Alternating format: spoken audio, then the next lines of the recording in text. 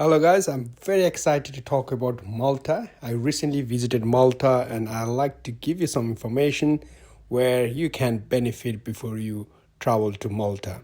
I will cover some important fact and I will be talking more about Pesivilla, where there are lots of luxurious hotels and it's a hub for nightclubs and other adult entertainments. Let me tell a little bit about Percival. This is where we stayed. We stayed in Intercontinental Hotel. This is what you're looking at now. It's a really nice place, and there are lots of other hotel like Hilton. You can see Hilton there, and Contria. And from Hill, this is the view from Hilton. It's quite a really nice view from Hilton. That's if you want. We went there for a quick drink, and then sat there and had a lovely view.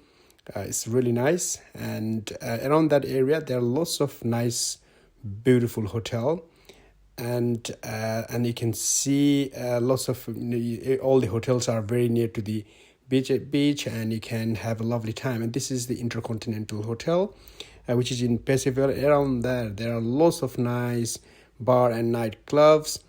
And at the 10th floor, you have the swimming pool, and again you got outside eating space where you can sit, and Intercontinental does have the pizza place where you can have a really nice pizza, and this is just the outside bit where you can sit, and I think you call it the private beach. Basically, you can go and enjoy. And around nighttime, it's really nice, but you got to be a little bit careful around that area. People do say it's a quite really safe place, but then still, in every safe place, there will be some pickpockets and all that, just to be a little bit careful. But that area is really nice. And this is the actual swimming pool of Intercontinental Hotel. It's a 10th floor, really nice view. It's a massive hotel, and it's a place to be. We had a lovely time, and that's that. And now I can just going to give you some other important fact so that you can benefit. The first one is English is widely spoken. Malta has two official languages, Maltese and English. Most local speak fluent English, make it easy for tourists to communicate and get around. And driving is left-hand side drive. You can, as Malta follows the British system of driving on the left-hand side of the road. If you're renting a car, be prepared for narrow street, sharp turns, and lots of roundabouts. Public transport is quite nice and easy, but then you might stuck in traffic and quite heavy braking. That's the one thing you need to be careful. Currency-wise, Malta uses the euro. Credit cards are widely accepted, but it's useful to have some cash for a smaller purchase or in local market. Power plugs and voltage. Malta uses UK-style plugs. Type G with 230 volt and 550 hertz. Bring an adapter if you are traveling from one country with different plugs type. What's the best time to visit Malta? The best time to visit Malta is from April to June and September to October. The weather is warm but not too hot, and it's less crowded. July and August can be very hot, often over 35 degree and 95 Fahrenheit, and crowded with tourists.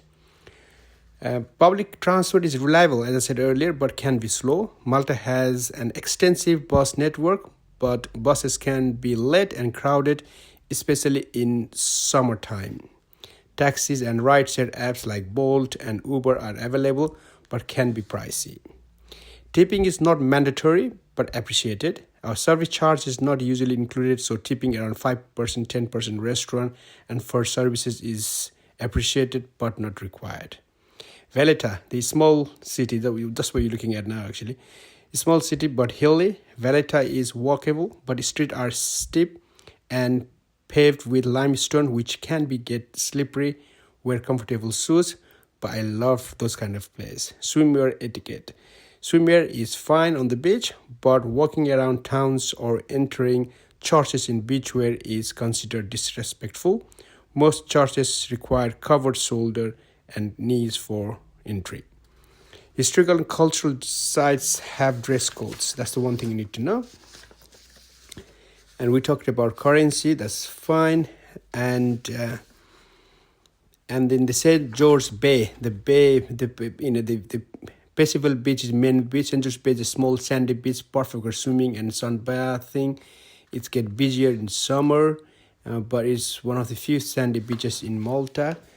So yeah, it's a really nice place to visit. We had lovely time, and the actual town center is really good, where you can go out, have an outside dining, and a dining space is really good. And driving in Valletta is restricted. It's a very limited traffic zone. If you're driving, you need a permit to enter. It's better to park outside the city and walk in for use public transport. And then if you want to take a ferry to Gozo and Comino, or day trip to Gozo or Comino is must. Ferries are frequent and affordable.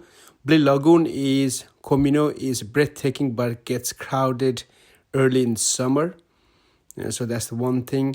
And tap water is safe but not great tasting. Tap water is safe to drink, but it's diluted seawater and can have salt, it's a slightly salty taste, but most local do drink. And if you are visiting a cathedral and other churches, just make sure you bring your scarf, light cover up, to avoid any issue when visiting these religious sites. That's the thing. And I'm sure you'll really enjoy this. The architect is really nice architect, the three cities. But one thing I did not say, if I mentioned the Valletta, if you're walking around Valletta, there will be quite steep and paved limestone. I think I did mention that. There are lots of famous painting at the beheading of Saint John Baptist. That's the one thing. At noon to 4 p.m. each day, saluting battery fries, a ceremonial cannon shot must see, or historical lovers. That's the one thing you need to see. And local cuisine at Valletta, you can try rabbit stew, and that's the national dish. Pastigi, sorry if I pronounce it correctly, pastigi. That's like a flaky pastries filled with risotto or messy pies. They eat lots of fishes. That's the one thing you should try when you're there. And I'm sure if you very friendly people, actually, that's the one thing you need to just know. And just, it's a really nice place to visit. It's really nice. People are nice. The area is fantastic. If you like running, we did a little bit of running, and that was really good. Nightlife is really good as well. If you around March time, morning running is really good. You can go run around the beach area, which is really, really good, and I'm sure you'll have a lovely time. Just make sure you take plenty of photograph when you're there, and have a lovely time, guys. I hope if you find this video useful, please do subscribe so that I can make future videos, and have a lovely time in Malta.